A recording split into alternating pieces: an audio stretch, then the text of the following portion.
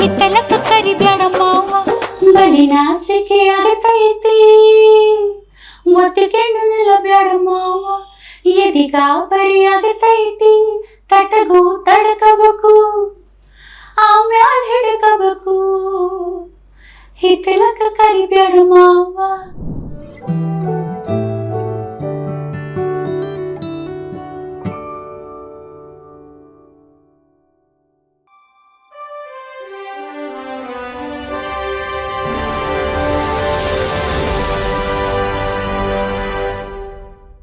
Hi ಎಲ್ಲರಿಗೂ ನಮಸ್ಕಾರ, welcome back to ಗಂಧದ ಬೀಡು. ಇವತ್ತು ನಮ್ಮ ಜೊತೆಗೆ ಒಂದು ಸೂಪರ್ ಟ್ಯಾಲೆಂಟೆಡ್ ಲೇಡಿ ಇದ್ದಾರೆ. ಸದ್ಯ ಎಲ್ಲ ಸೋಷಿಯಲ್ ಮೀಡಿಯಾದಲ್ಲೂ ಕೂಡ ಇವರದು ಹಾಡಿನದ್ದೇ ಹವಾ. ಸೊ ಹೆಸರಿಗೆ ತಕ್ಕ ಶ್ರುತಿಬದ್ಧವಾಗಿ ಹಾಡುವಂತಹ ಗಾನಕೋಗಿಲೆ ಅಂತಲೇ ಹೇಳ್ಬೋದು ಅನ್ಸುತ್ತೆ. ಇಟ್ಸ್ ನನ್ ಅದರ್ ದೆನ್ ಶ್ರುತಿ ಪ್ರಹ್ಲಾದ್ ಅವರು. Hi ma'am. Hello, welcome to the show. Thank you. ಹೇಗಿದ್ದೀರಾ? ಚೆನ್ನಾಗಿದ್ದೀರಾ? Actually it's really nice to meet you actually. ಅಂತಂದ್ರೆ ತುಂಬಾ ದಿನದಿಂದ ಸೋಷಿಯಲ್ ಮೀಡಿಯಾದಲ್ಲಿ ಎಲ್ಲೂ ನೋಡಿದ್ರು ಕೂಡ ನಿಮ್ ಹಾಡಿದ್ದೆ ಹವಾ. ಸೊ ಹಿತ್ತಲಕ್ಕ ಕರಿಬೇಡ ಅಂತ ಹೇಳ್ಕೊಂಡು ಹೇಳ್ತಾ ಎಲ್ಲರೂ ಕೂಡ ಸ್ಟೇಟಸ್ ಆಗಿರ್ಲಿ ರೀಲ್ಸ್ ಗಳಲ್ಲಾಗಿರ್ಲಿ ಪೂರಾ ಅದೇ ಹವಾ ಇದೆ. ಸೊ ಎಷ್ಟು ಖುಷಿ ಆಗ್ತಿದೆ ನಿಮಗೆ ಅಂತ ಹೇಳಿ. ನಾನು ಎಕ್ಸ್ಪೆಕ್ಟ್ ಮಾಡಿರ್ಲಿಲ್ಲ, ಅಂದ್ರೆ ಫುಲ್ ಹ್ಯೂಜ್ ಹಿಟ್ ಆಗತ್ತೆ ಅಂತ ಅನ್ಕೊಂಡೇ ಇರ್ಲಿಲ್ಲ ನಾನು. ಯೂಶಲಿ ಫಸ್ಟ್ ನಾನು ಅವರು ಟ್ರ್ಯಾಕಿಗೆ ಕರೆದ್ರು, ಸರಿ ಸ್ಕ್ರಾಚ್ ಇಂದ ಹೋದೆ. ನಾನು ಹೋದಾಗ ಮಾರ್ನಿಂಗ್ 7:30ಗೆ ಅವರು ಕಾಂಪೋಸ್ ಮಾಡೋಕ್ಕೆ ಲೈಕ್ ಯೂಶಲಿ ಅದೇ ಟೈಮಿಗೆ ಕರೀತಾರೆ ಅವರು. ನಾನು ಹೋದಾಗ ಅವರು ಹಾಗೆ ಲಲ್ಲ ಆ ಥರ ಹಾಡಿದ್ದು, ಹಾಗೆ ಅದು ಲಿರಿಕ್ಸ್ ಬರೆದ್ರು Yogaraj Bhat sir. Next time ಬಂದಾಗ ಅವರೇ ಬರೆದಿದ್ದಾರೆ, ಹಾಗೆ ಅಲ್ಲೇ ರೆಕಾರ್ಡ್ ಆಯಿತು. ಪ್ರಾಬ್ಲಿ ನಾನು ಅಂದ್ಕೊಂಡೆ ಮೋಸ್ಟ್ಲಿ ಇದು ನಂದೇ ರೀಟೈನ್ ಮಾಡ್ತಾರಾ ಅಥವಾ ಬೇರೆ ಯಾರಾದರೂ ಹಾಡ್ತಾರಾ ಅಂತ. ನನಗೂ ಅದಿನ್ನೂ ಐ ವಾಸ್ ನಾಟ್ ಶ್ಯೂರ್. ಅದಾದಮೇಲೆ ಗೊತ್ತಾಯ್ತು. ಆಮೇಲೆ ಅವತ್ತಿನ ದಿನ ಅವತ್ತು ರಿಲೀಸ್ ಇತ್ತಲ್ಲ ನಮ್ಮದು ಆಡಿಯೋ ರಿಲೀಸ್ ನಂದು ಹಾಡಿದ್ದು. ಅವಾಗ ಮಾರ್ನಿಂಗ್ ಕಾಲ್ ಮಾಡಿದಾಗ ನಿನ್ನ ವಾಯ್ಸಿಗೆ ಸೂಟ್ ಆಗುತ್ತೆ ಅಂತ ಅವ್ರು ಮುಂಚೆನೇ ಹೇಳಿದ್ರು. ಈವನ್ ಅಲ್ಲಿ ಸೌಂಡ್ ಇಂಜಿನಿಯರ್ ಕೂಡ ಹೇಳಿದ್ರು ನಿನ್ನ ವಾಯ್ಸಿಗೆ ಸೂಟ್ ಆಗುತ್ತೆ, ಅದು ಮೋಸ್ಟ್ಲಿ ನಿನ್ಗೆ ರಿಟೈನ್ ಮಾಡ್ತಾರೆ ಅಂತ ಹೇಳಿದ್ರು. ಸೊ ಅದು ಹಂಗೆ ಆಯ್ತು. And I am very happy. ವರ್ಷದಿಂದ ಹಾಡಿದ್ದೀನಿ, ಸುಮಾರು ಮೂವೀಸ್ಗೆ ಹಾಡಿದ್ದೀನಿ. ಅದರಲ್ಲಿ ಜಾಸ್ತಿ ದೊಡ್ಡ ಹಿಟ್ ಅಂದ್ರೆ ಇದೆ, ವೈರಲ್ ಆಗ್ಬಿಟ್ಟಿದೆ. And I am very happy. ದೊಡ್ಡ ಬ್ರೇಕೆ ಕೊಡ್ತು ಅಲ್ವಾ? ಸೊ ಎಸ್ಪೆಷಲ್ ಅದನ್ನ ಕೇಳಬೇಕು. ಯೋಗರಾಜ್ ಭಟ್ರ ಸಾಹಿತ್ಯ ಅಂತಂದ್ರೆ ಸೊ ಅದು ಭಯಂಕರವಾಗಿರುತ್ತೆ ಯಾವತ್ತೂ ಕೂಡ. ಸೊ ಆ ಲಿರಿಕ್ಸ್ ನೋಡಿದಾಗ ನಿಮ್ಗೆ ಫಸ್ಟ್ ಏನ್ ಅನ್ಸ್ತು ಅಂತ ಹೇಳಿ, ಸೊ ಕನೆಕ್ಟ್ ಆಯ್ತಾ ಇಮಿಡಿಯೇಟ್ ಆಗಿ ನಿಮಗೆ? ಹಾ, ನನಗೆ ನಾರ್ತ್ ಕರ್ನಾಟಕ ಸ್ಲ್ಯಾಂಗ್ ಅಂದ್ರೆ ಅದೊಂದ್ ಸ್ವಲ್ಪ ಆಡಿಯನ್ಸ್ಗೆ ಕ್ಯಾಚಿ ಇರುತ್ತೆ ಅದೊಂಥರ ಹಾಡು. ಆ್ಯಂಡ್ ಅದು ಲಿರಿಕ್ಸ್ ಕೂಡ ಹಂಗೆ ಇರುತ್ತೆ ಯೋಗರಾಜ್ ಭಟ್ ಸರ್ದು. ಸೊ ಅದು ನೋಡಿದಾಗ ನನಗೆ ಅದು ಮಾತಾಡಕ್ ಬರಲ್ಲ ನಾರ್ತ್ ಕರ್ನಾಟಕ.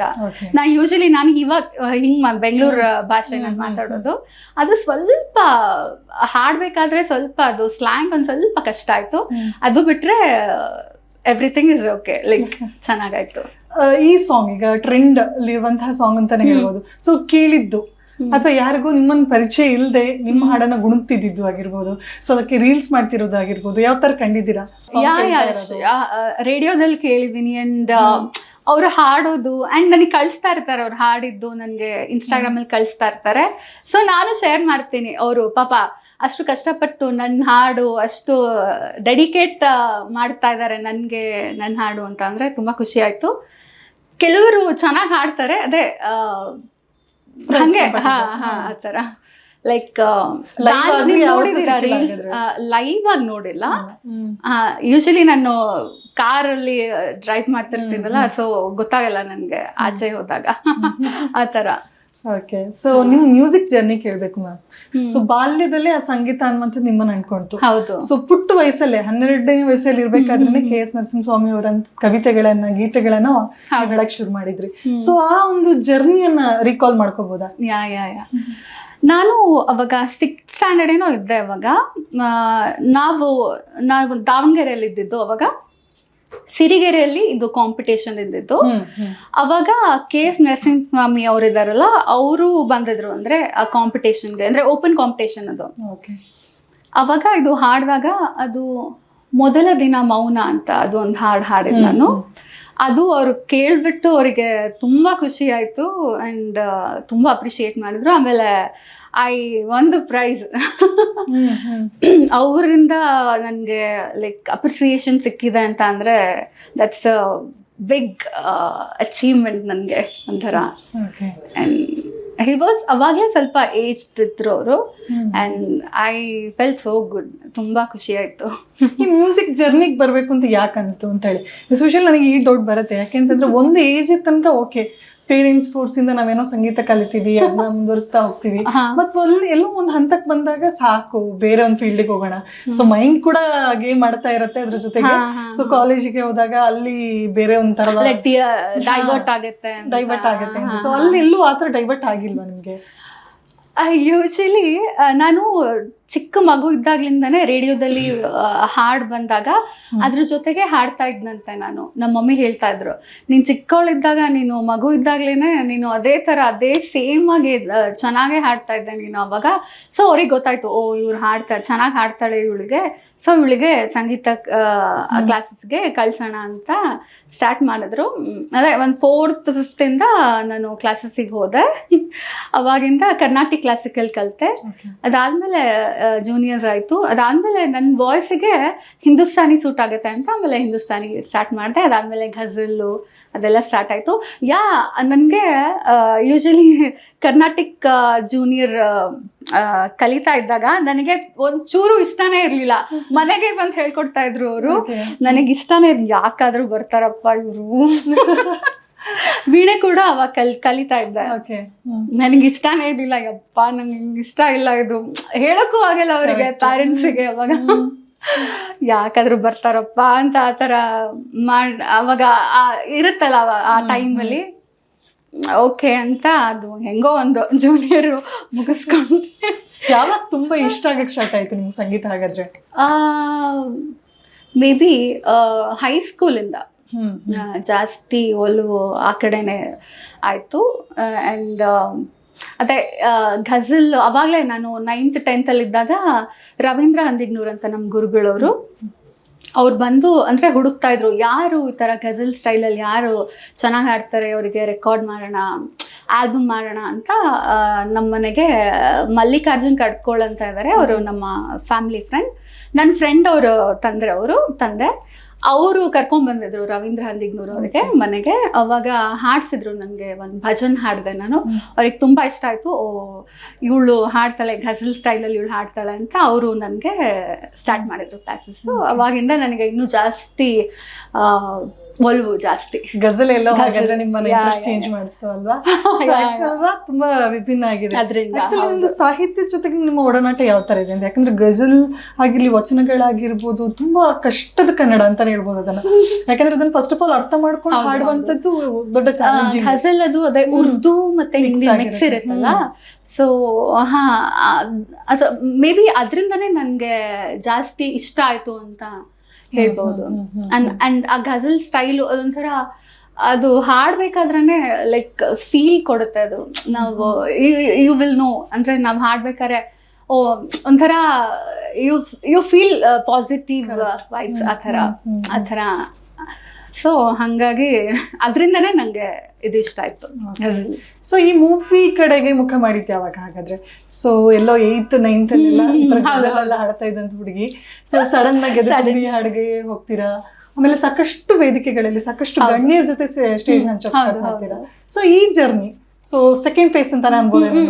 ಸೊ ಇದು ಸ್ಟಾರ್ಟ್ ಆಗಿದ್ದು ಹೇಗೆ?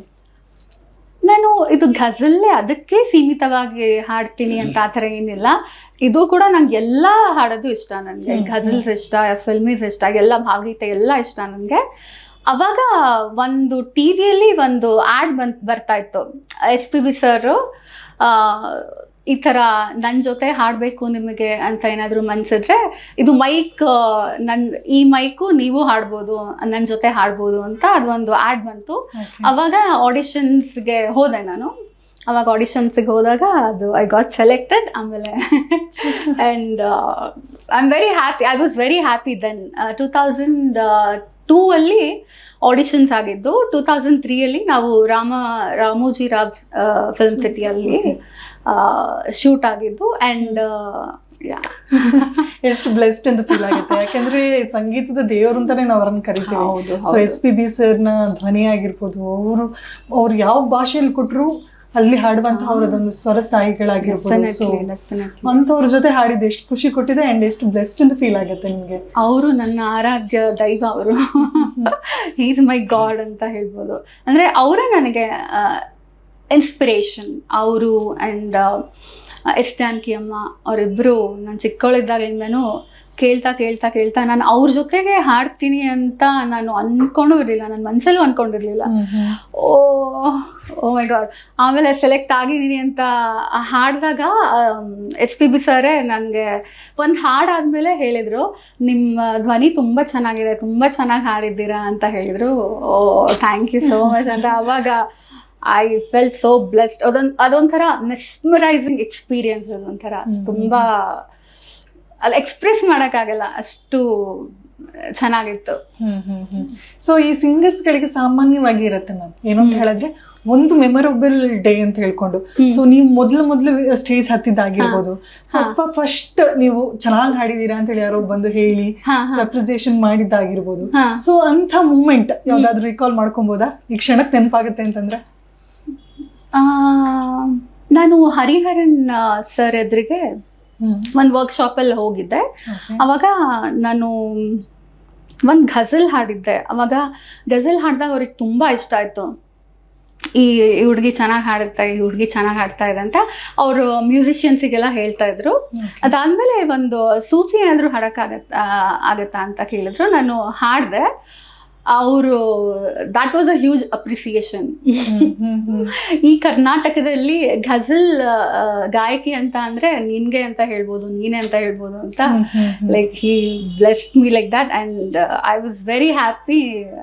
That was a huge appreciation. ನಮ್ಮ ನೋಡ್ತಾ ಇರುವಂತ ಎಲ್ಲರೂ ಕೂಡ ಅನ್ಕೊಂಡಿರ್ತಾರೆ, ಸೊ ಇವ್ರ ಕೈಯಿಂದ ಒಂದು ಗಜಲ್ ಹಾಡಿಸ್ಬೇಕು ಅಂತ. ಸೊ ನಮ್ಮ ವೀಕ್ಷಕರಿಗೋಸ್ಕರ ಒಂದು ಗಜಲ್ ಜಲಕ್. ಕನ್ನಡನ ಹಿಂದಿನ? Anything is fine. ಹೌದಾ? ಓಕೆ. अब मैं समझा तेरे रुखसार पे दिल का मतलब,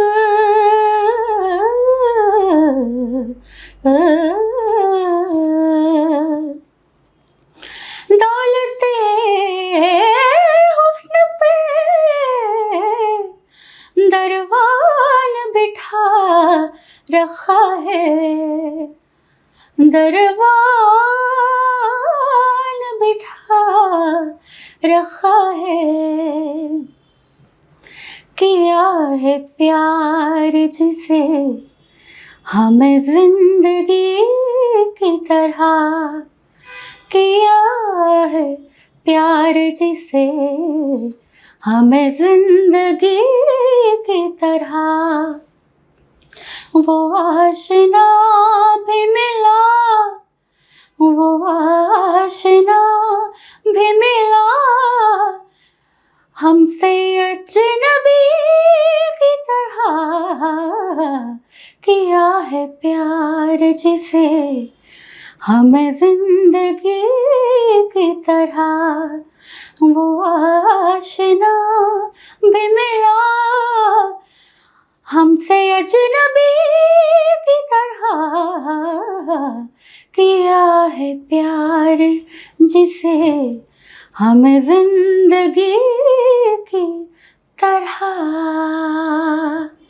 wow, super ma'am. Thank you. ಸಂಗೀತಕ್ಕೆ ಇರುವಂತಹ ಸ್ಥಳವನ್ನ ಮರೆಸುವಂತ ಶಕ್ತಿ ಇದೆ. ಸೊ ನಾವು ಎಲ್ಲೂ ಕಳೆದು ಹೋಗ್ತೀವಿ ಸಂಗೀತ ಕೇಳ್ತಾ ಇದ್ದಾಗ.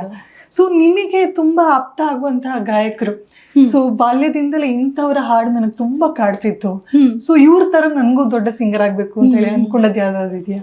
ಎಷ್ಟೊಂದ್ ಜನ ಇನ್ಸ್ಪೈರ್ ಮಾಡಿದ್ದಾರೆ. ಅದ್ರಲ್ಲಿ ನಾನು ಹೇಳಿದ್ನಲ್ಲ, SPB ಸರ್, ಎಸ್ ಜಾನಕಿ ಅಮ್ಮ, ಎಸ್ಪೆಷಲಿ ಹಿಂದಿ ಅಂತ ಹೋದ್ರೆ Lata Mangeshkar, of course Lata Mangeshkar. And recently Shreya Ghoshal. ಎಲ್ಲರೂ ನನಗೆ ಹೇಳ್ತಾರೆ, ನಿನ್ನ ವಾಯ್ಸ್ ಎಲ್ಲ ಸ್ವಲ್ಪ ಶ್ರೇಯಾ ಘೋಷಾಲ್, ಐ ಮೀನ್ ಹಿತ್ತಲಕ್ಕ ಹಾಡಿರೋದೆಲ್ಲ ಅವರೇ ಅಂತ ಅನ್ಕೊಂಡಿದಾರಂತೆ. ಎಷ್ಟೊಂದು ಆಡಿಯನ್ಸ್ ಲೈಕ್ ಕಾಮೆಂಟ್ಸ್ ಅಲ್ಲಿ ಬಂದಿದೆ. ಕೆಲವರು ಸಾಧನಾ ಸರ್ಗಮ್ ಅಂತಾರೆ ನನ್ನ ವಾಯ್ಸ್ಗೆ, ಕೆಲವರು ಚಿತ್ರಮ್ಮ ಅಂತಾರೆ, ಕೆಲವರು ಶ್ರೇಯಾ ಘೋಷಾಲ್ ಅಂತಾರೆ. ಅದೇ ಎಸ್ ಜಾನಕಿ ಅಮ್ಮ, ಲತಾ ಮಂಗೇಶ್ಕರ್ ಅವರು ನನಗೆ ಆರಾಧ್ಯ ಅಂತ ಇದ್ರು ಆ ಥರ. ಸೊ ನೀವು ಯಾರುವಾಗ ಈಗ ಫ್ರೀ ಆಗಿದ್ದಾಗ ಸುಮ್ಮನೆ ಕೂತಿದ್ದಾಗ ಯಾರು ಹಾಡನ್ನು ಜಾಸ್ತಿ ಕೇಳ್ತೀರಾ ಅಂತ? ಜಾಸ್ತಿ ಈಗ ನಾವೆಲ್ಲ ಟ್ರೆಂಡಿಂಗ್ ಅಲ್ಲಿ ಇರುವಂತ ಸಾಂಗ್ ನಿಮ್ದೇ ಹಾಡನ್ನ ಕುತ್ಕೊಂಡು ಕೇಳ್ತಾ ಇರ್ತೀವಿ. ಸೊ ನೀವೇ ಏನ್ ಕೇಳ್ತೀರಾ ಅಂತ ಹೇಳ್ಕೊಂಡು? ನಾನು ಜಾಸ್ತಿ ಘಜಲ್ಸ್ ಜಾಸ್ತಿ ನೋಡ್ತೀನಿ, ಸೂಫಿ ಜಾಸ್ತಿ ಕೇಳ್ತೀನಿ. ಇವಾಗ ರೀಸೆಂಟ್ ಆಗಿ ನನ್ನ ಹಾಡು ಒಂದೊಂದ್ಸಲ ಕೇಳ್ತಾ ಇರ್ತೀನಿ. ಅದು ಬಿಟ್ರೆ ಸೂಫಿ ಇಲ್ಲ ಅಂದ್ರೆ ಘಜಲ್ಸ್. ಜಾಸ್ತಿ ಹಿಂದಿ ಜಾಸ್ತಿ ಕೇಳ್ತಾ ಇರ್ತೇನೆ ನಾನು. ಓಕೆ, ಇನ್ನಷ್ಟು ಮಾತಾಡೋಣ. ಅದಕ್ಕಿಂತ ಮುಂಚೆ ಒಂದು ಸ್ಮಾಲ್ ಗೇಮ್ ಇದೆ. ಸೊ ಈ ಗೇಮ್ ರೂಲ್ಸ್ ಏನ್ ಬಂದು ಅಂತಂದ್ರೆ, ಸೊ ಒಂದಷ್ಟು ಫೋಟೋಸ್ಗಳನ್ನ ನಾನು ತೋರಿಸ್ತೇನೆ. So it's completely related to personal life. So ಅದು ನಿಮ್ ತುಂಬಾ ಆಪ್ತ ಆಗಿರುವಂತ ವ್ಯಕ್ತಿಗಳ ಫೋಟೋ ಆಗಿರ್ಬೋದು, ಅಥವಾ ನಿಮ್ಮ ನೆಚ್ಚಿನ ಅವರ ಒಂದು ಫೋಟೋ ಆಗಿರ್ಬೋದು. ಸೊ ಆ ಕ್ಷಣಕ್ಕೆ ಅದನ್ನ ನೋಡಿ ನಿಮ್ಗೆ ಏನ್ ಅನ್ಸುತ್ತೆ ಅಂತ ಹೇಳೋದನ್ನ ಹೇಳ್ಬೇಕು. Okay okay.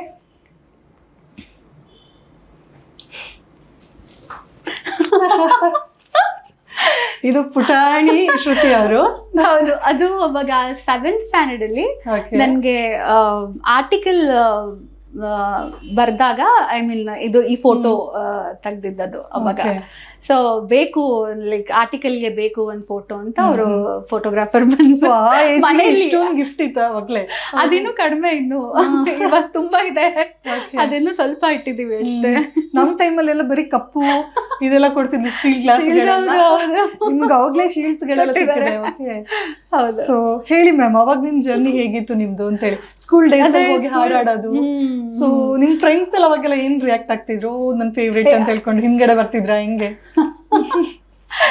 ಹಾ, ಎಲ್ರು ನಂದು ಹಾಡಿಗೆ ಎಲ್ರು ಲೈಕ್ ಅಪ್ರಿಶಿಯೇಟ್ ಮಾಡ್ತಾ ಇದ್ರು. ಅದೇ ಸ್ಕೂಲಿಂದನೇ ನಾನು ಆಕ್ಚುಲಿ ಹಾಡನ್ನು ಸ್ಟಾರ್ಟ್ ಮಾಡಿದ್ದು. ನಾನು ಫಸ್ಟ್ ಸ್ಕೂಲಲ್ಲಿ ಹಾಡ್ದಾಗ್ಲೇನೆ ಅದು ಒಂದು ಭಕ್ತಿಗೀತೆ ಕಾಂಪಿಟೇಷನ್ ಇತ್ತು, 3rd ಸ್ಟ್ಯಾಂಡರ್ಡ್ ಅಲ್ಲಿ. ಅವಾಗ ನಾನು ಕಾಂಪಿಟ್ ಮಾಡಿದಾಗ ಫಸ್ಟ್ ಪ್ಲೇಸ್ ಬಂದಿತ್ತು. ಅವಾಗ ಅವರಿಗೆ ಲೈಕ್ ಆಶ್ಚರ್ಯ ಆಯ್ತು, ಓ ಎಷ್ಟು ಚೆನ್ನಾಗಿ ಹಾಡಿದ್ದಾರೆ ಇವರು, ಎಷ್ಟು ಮೆಚ್ಯೂರ್ಡ್ ಸಿಂಗಿಂಗ್ ಅಂತ ಅವಾಗಲೇ ಹೇಳ್ತಾ ಇದ್ರು ಅವರು, ನಮ್ಮ ಟೀಚರ್ಸ್ ಎಲ್ಲ. ಅಂಡ್ ಯಾ, ಇನ್ನೊಂದು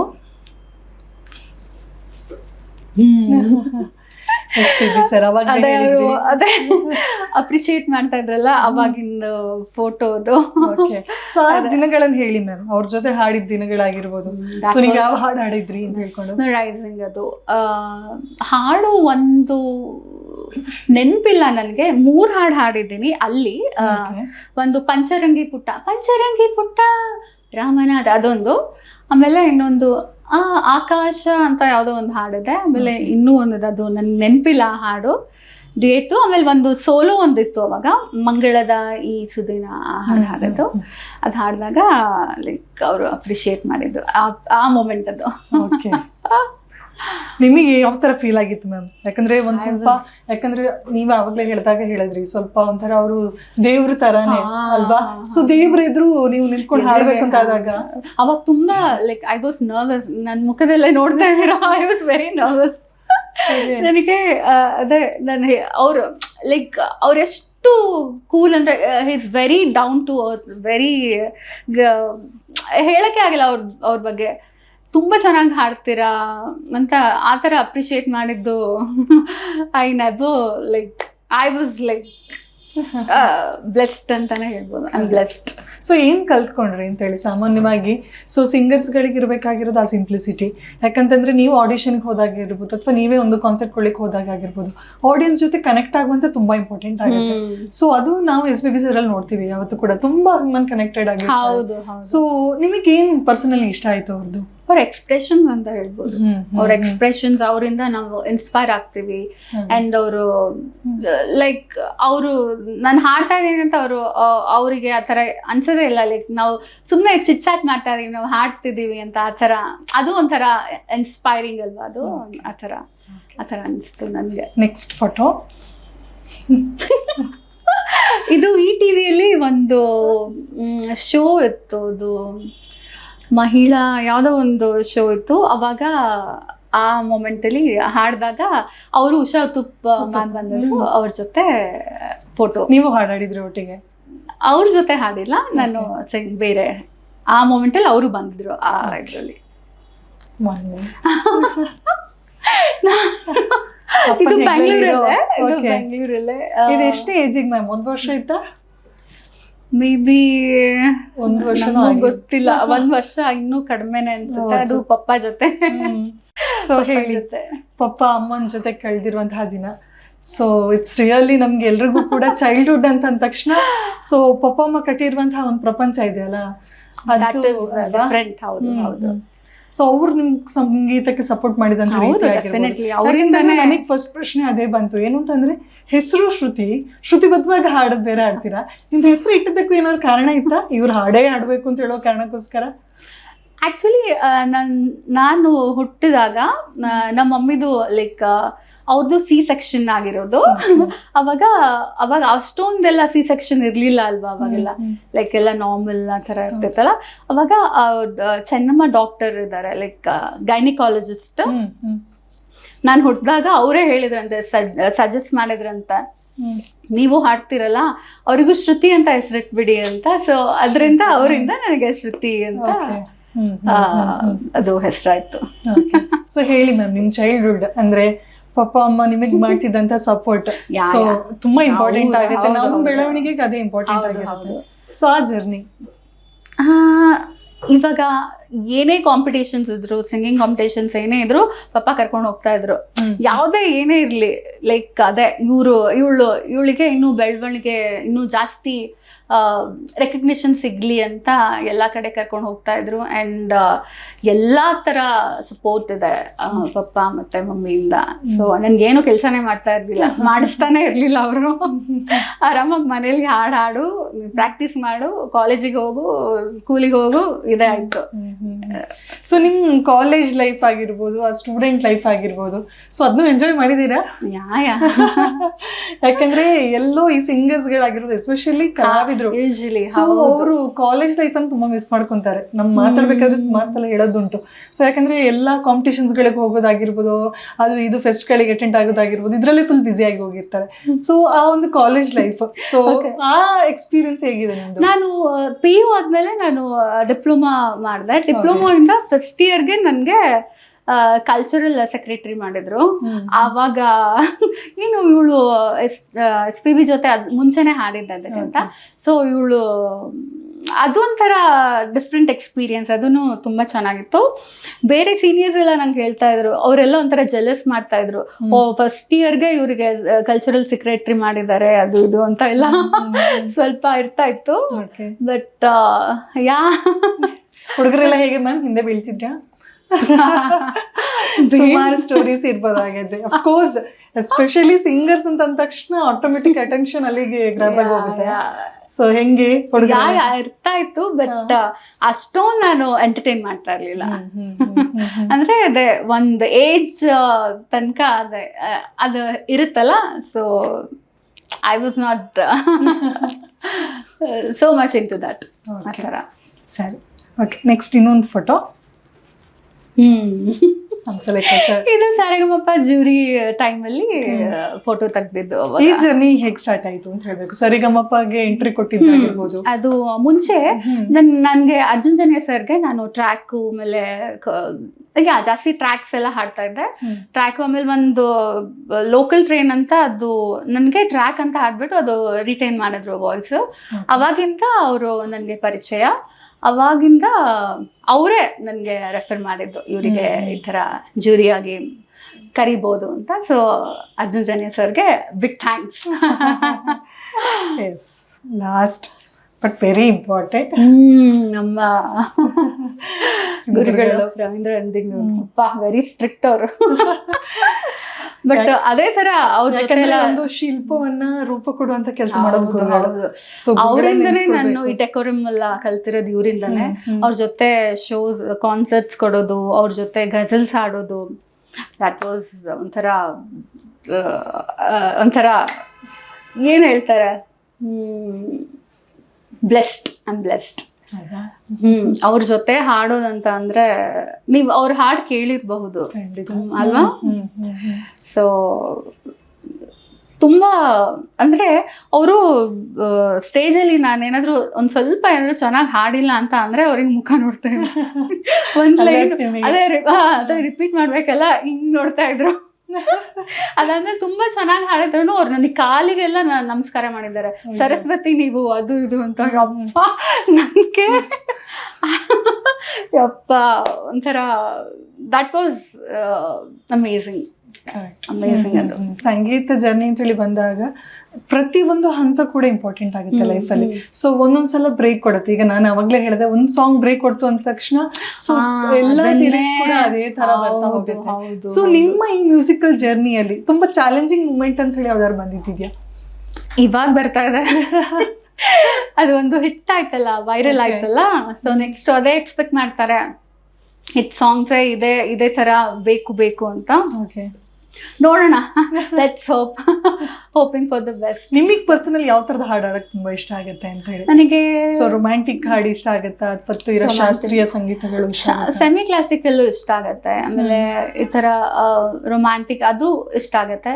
ಲವ್ ಸಾಂಗ್ಸ್ ಎಲ್ಲ ಯೂಶಲಿ ನನ್ನ ವಾಯ್ಸಿಗೆ ಸೂಟ್ ಆಗಿರೋದ್ರಿಂದ ನನಗೆ ಜಾಸ್ತಿ ಒಲ್ವು, ಲೈಕ್ ಏನು ಮೆಲೋಡಿ ಸಾಂಗ್ಸ್ ತರ ಜಾಸ್ತಿ ಇಷ್ಟ. ಸೊ ನಿಮ್ ಮ್ಯೂಸಿಕ್ ಜರ್ನಿ ನೋಡ್ತಾ ಹೋದಾಗ ಸಿನಿಮಾ ಇಂಡಸ್ಟ್ರಿಗಳಿಗೆ ಬರಕ್ ಸ್ಟಾರ್ಟ್ ಆಯ್ತು, ನಿಮ್ಮ ಹಾಡುಗಳಲ್ಲಿ ಪರಿಚಯ ಆಗ್ಲಿಕ್ಕೆ ಸ್ಟಾರ್ಟ್ ಆಯ್ತು. ಮೇನ್ ಆಗಿ ನಿಮ್ ಗಾಡ್ ಫಾದರ್ ಅಂತ ಇದ್ದಿದ್ದು ವಿ ಮನೋಹರ್ ಸರ್ ಅಲ್ವಾ? ಸೊ ಅವ್ರ ಬಗ್ಗೆ ಹೇಳ್ಬೇಕು ಅಂದ್ರೆ ಎಷ್ಟು ಖುಷಿ ಆಗುತ್ತೆ ಆ ಅವಕಾಶ ಸಿಕ್ಕಿರುವಂತದ್ದು. ಅವ್ರು ಹೇಳ್ತಾರೆ, ಅವರು ನನಗೆ ಮನೆಯಲ್ಲಿ ಡಿಂಪಿ ಅಂತ ಕರೀತಾರೆ. ಅವರು ನನ್ ಡಿಂಪಿ ಅಂತಾನೆ ಕರೀತಾರೆ. ನನ್ನ ಸ್ಕೂಲ್ ಡೇಸ್ ಇಂದನೂ ಅವರು ಗೊತ್ತಲ್ಲ. ಸೊ ಹಾಗಾಗಿ ನಿನ್ಗೆ ಒಂದು ಹಿಟ್ ಸಾಂಗ್ ಸಿಗ್ಬೇಕಮ್ಮ, ನಿನ್ಗೆ ಒಂದು ಹಾಡು ಒಂದು ವೈರಲ್ ಆಗ್ಬೇಕಮ್ಮ ಅಂತ ಹೇಳ್ತಾ ಇದ್ರು. ಸೊ ಅವ್ರ ಬ್ಲೆಸ್ಸಿಂಗ್ಸ್ ಇಂದ ಅವರಿಗೂ ಇವಾಗ ರೀಸೆಂಟ್ ಆಗಿ ಒಂದು ಹಾಡಿದ್ದೀನಿ, ಅದನ್ನು ಕೂಡ ತುಂಬಾ ಚೆನ್ನಾಗಿದೆ ಹಾಡು. ಅದೇ ಇದು ವೈರಲ್ ಆದ್ಮೇಲೆ ಅವರಿಗೂ ತುಂಬಾ ಖುಷಿಯಾಗಿದೆ. And I am so blessed. Thank you so much V Manohar ಸರ್ಗೆ. ಎಷ್ಟು ಥ್ಯಾಂಕ್ಸ್ ಹೇಳಿದ್ರು ಸಾಲದು. Thank you so much Manohar sir. So finally ನಿಮ್ಮ ನೆಕ್ಸ್ಟ್ ಫ್ಯೂಚರ್ ಪ್ಲಾನ್ಸ್ ಮ್ಯೂಸಿಕಲ್ಲಿ ಏನ್ ಮಾಡ್ಬೇಕು ಅಂತ ಹೊರಟಿದ್ರೆ? ಯಾಕಂತಂದ್ರೆ ಪ್ರತಿಯೊಬ್ಬನಿಗೂ ಅದೊಂದು ಸಂಶಯ ಇದೆ. ಏನಕ್ಕೆ ಅಂತ ಹೇಳಿದ್ರೆ, ಒಂದು ಸಂಗೀತವನ್ನ ಒಂದು ಪ್ರೊಫೆಷನ್ ಆಗಿ ತಗೊಂಡಾಗ, ಎಸ್ಪೆಷಲಿ ಒಂದು ಹೆಣ್ಮಗು.